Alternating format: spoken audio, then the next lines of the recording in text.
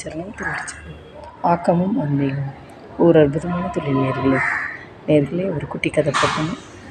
நேர்களே, பசி வந்தால் எப்படி இருக்கும்?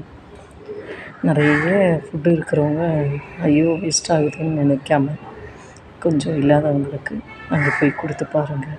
அதோடைய இன்பமே தனி. உண்மையிலே அதே போல் அன்றைக்கி தேவையானதை அன்றைக்கே செஞ்சு சாப்பிடுங்க. நாளைக்கு பழசு வச்சுக்கலாங்கிறத செய்யாதீங்க. காரணம், அன்னன்னைக்கு ஃபுட்டு புதுசாக பண்ணி சாப்பிடுங்க, வேஸ்ட் பண்ணாதீங்க. அப்போ ஒரு குட்டி கதை பார்ப்போமா இதை பற்றி. சம்புரன் அப்படின்னு ஒரு அந்தணன், பிராமணன்.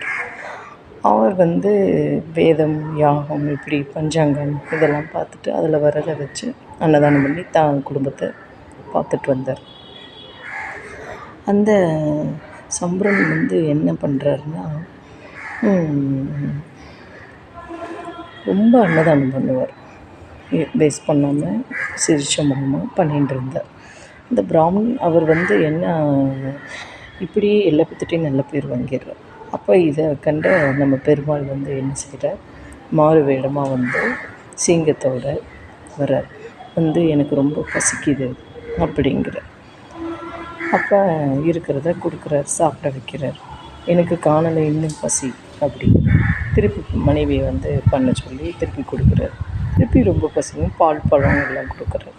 பசி தீரலை, சிங்கத்துக்கு பசியே தீரலை. அப்போ கர்ஜிக்குது, ரொம்ப கர்ஜிக்கும். அவர் ஒரு பசுவும் கண்ணும் வச்சுருக்கார், அதை கடிக்க வந்துடுது.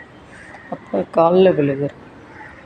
எங்கள் 3 பேரை வேணால் நீ சாப்பிடுவோம் பசிக்கு, ஆனால் பசுவையும் கண்ணையும் விட்டுரு அப்படிங்கிறப்ப பெருமாள் மனம் இறங்கிறார்.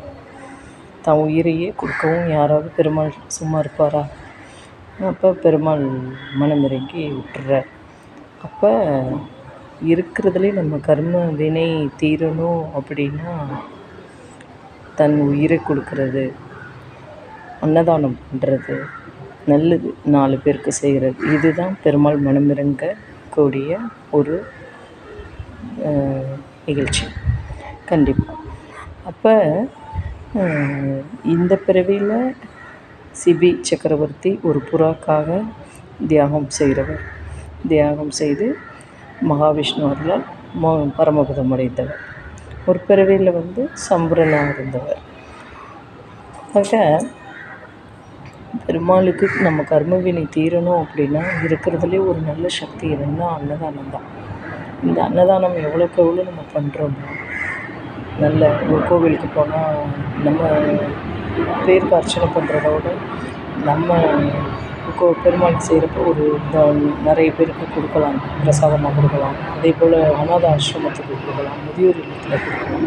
இது ஒரு தொண்டாகவே நீங்கள் எழுதுனீங்கன்னா கண்டிப்பாக நம்ம இன்னும் மேன்மேலும் பெருமாளோட மனசுக்கு நம்ம பாத்திரமாயிடுவோம்.